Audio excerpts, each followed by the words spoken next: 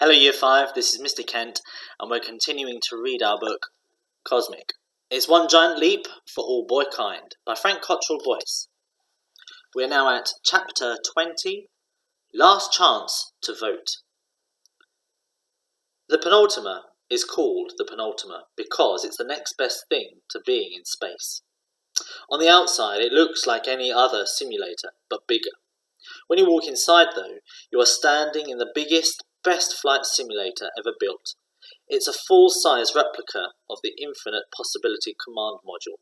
5 seats, multifunctional displays, even a PlayStation 3 for the boring bits of the voyage. You can tell they think it's going to be a major attraction because it's right in the middle of the Infinity Dome, and the queuing lane is about a mile long.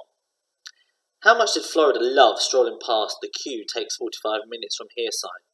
It's like this for a lot of celebrities, she said. I read that they opened Chessington World of Adventures early once, especially for Brad Pitt and all his kids. We spent the morning on the penultima, learning how to guide a rocket through re-entry. Of course, said Dr. Drax. On the big day, all that will be taken care of by those clever people over at Drax Control. But we want you to learn how to do it, just in case. There was a monitor shaped like a window. You could see the Earth, with clouds and seas rolling across its big curvy face. As the Earth got bigger, you could just make out the glowing border of space and the atmosphere. Mr. Bean showed us what to do. Think of that glow, he said, as the flap of an envelope. Just slip under the flap and you're on your way home. It's as simple as that. It's all about the angle. Max, you're first. Max stepped up to the control panel and tried to steer us in. There was a kind of arrow on the screen to show you the angle. What you had to do was keep the front of the module lined up with it. Max would probably have been all right if his dad hadn't been standing behind him, saying, "Steady, Max, steady," over and over. The more he said it, the less steady Max got, until suddenly, just as the glow was getting clearer, everything changed. The Earth spun around. Continents and oceans whirled into each other. Then the entire planet completely vanished, and everything was black. Now, you see what's happened here, said Dr. Drax, is that Max didn't get the angle just right. I told you to watch the angle, snarled his dad. Why didn't you watch the angle? And as a result, said Dr. Drax, the rocket has bounced off Earth's atmosphere, a bit like when you skim a stone off the surface of the sea. My father, by the way, was rather wonderful at skimming stones. His record was 20 bounces. Through the window there was nothing but blackness, punctuated by stars, as we rocketed further and further into space. Florida said, "Can't we reverse?" "Not now. We're drifting out of control. But we'll stop in the end. Everything stops in the end." "Not in space. In space you just drift on forever." "Yes," agreed Samson too. "It's Newton's first law of motion, I'm afraid. Unless an external force is applied, a body will remain at rest or will continue to move at a constant velocity forever." "So," said Florida, "if we bounce off the atmosphere on the day, what do we do?" "Hold on tight and enjoy the ride," Dr. Drax smiled. "But don't worry, it won't happen. Show them, Shenzhan." Dr. Drax reset the simulator, and Shenzhan took the controls. As we got nearer to the Earth, she read out all the changes in gravity from the monitors. "She's doing that just so that we down on the ground can hear. She's doing that just so that we down on the ground can hear that she's awake," said Mr. Bean. "A lot of people pass out during re-entry. Also, it's hard to move your hands. You've just got used to weighing nothing, then ping, you weigh a ton. The blue seas and the white clouds looked so friendly and familiar, and then they were gone.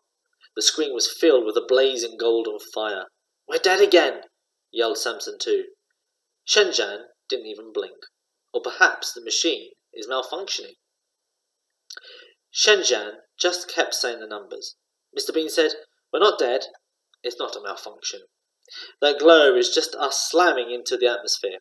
We're moving so fast, all the little atoms on the outside of the rocket are shedding their electrons. It's a pretty thing, isn't it?" Of course, you'll have no time to appreciate it when it's actually happening. Shenzhen shouted, "Gravity 5 and rising." Samson 2 said, "That means she's back inside the atmosphere."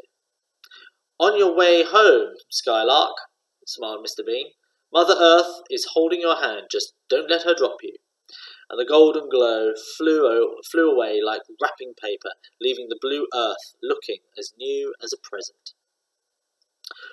All of the children had a go at the re-entry procedure.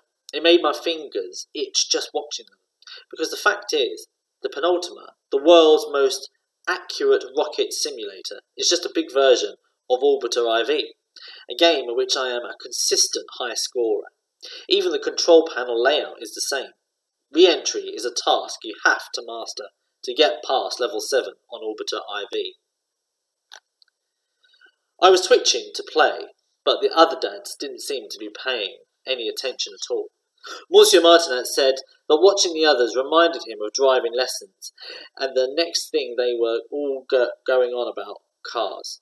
Monsieur Martinet said he drove a Mercedes. Mr. Xanadu said he had some Mercedes too, for midweek, you know. Samson 1 said he preferred Land Rovers because of living in the desert, and they all started on about four-wheel drive. They talked about cars as though they were playing top trumps. Sometimes they made me feel like I was the only grown-up there. "What about you, Mr. Digby? What do you drive?" "A car? But what kind? A blue one?" I was trying to concentrate on the Penultima. "I don't know much about cars." "But you drive for a living. Surely you have to know about cars." I'd forgotten about being a taxi driver. I said, "It's more about knowing your way around town, really. The car's just tools of the trade, really." I remembered what Dad had said about taxi driving. "Taxi driving is about people, not about cars. You have to be a bit of a psychologist, a bit of a tourist guide, a little bit of everything. I don't really have time to be interested in cars. I even delivered a baby once." I think probably the baby thing was going a bit far, though Dad did sort of deliver a baby once. Everyone stared at me, like they were going to ask me to prove it by delivering another baby right now. Luckily, Mr. Bean told Monsieur Martinet it was his turn at the controls. Monsieur Martinet slipped inside the golden envelope, just as neatly as Shenzhen did. He crossed his arms and said, "Child's play."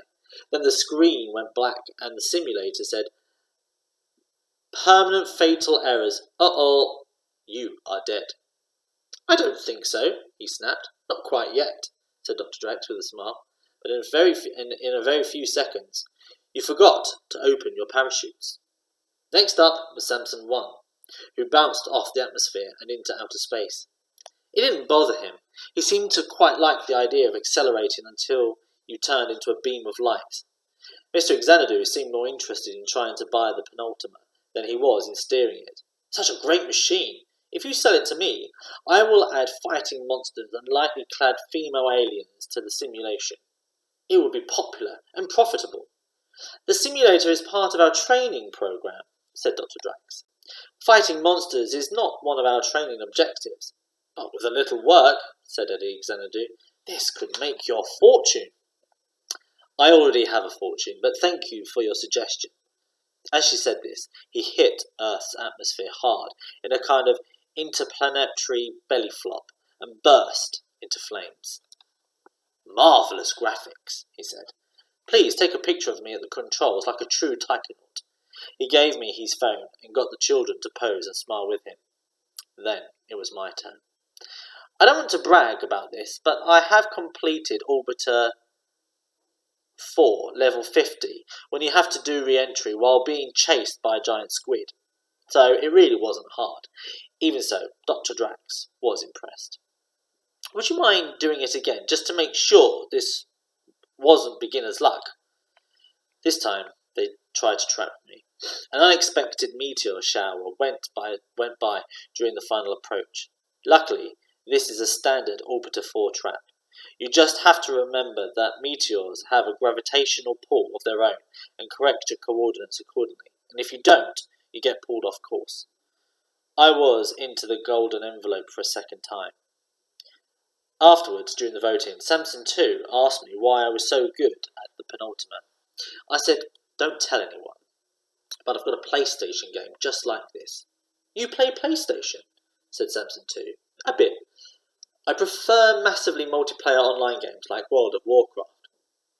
Those are unusual activities for a dad, said Samson 2. But it turns out they're good activities for a Taikonaut. Samson 2 smiled, nodded his head, and then went off and started whispering to the others. Then all the children went off to vote. I knew I was going to win. I was the only one who would be able to save them in an emergency. I did the maths in my head. Eddie and me were both on 6. That meant if I got 3, I'd definitely won. But I could still win even if I only got 2, as long as the other 2 votes didn't both go to Eddie. When Dr. Drax came back in with the results, my heart was popping with excitement. The children have decided, she said, who is the best daddy in the world, and who is going to be the best daddy in space. He got 4 votes today. 4 votes. It had to be me. I was going to space. He is Mr. Eddie Xanadu. Eddie got 10 points altogether. I came second with 6. I did ask the children about it. I just like having my photo taken, shrugged Florida, but I can't work the machine. Yes, said Samson 2. You are the best at handling the rocket, but that means you are also the best at PlayStation. We don't want a grown-up who is good at PlayStation. When people are good at PlayStation, they don't get killed for hours and hours, and you have to sit and watch them, waiting for your go. We don't want some console hog. We want someone with no PlayStation skills. That's the scary thing about children.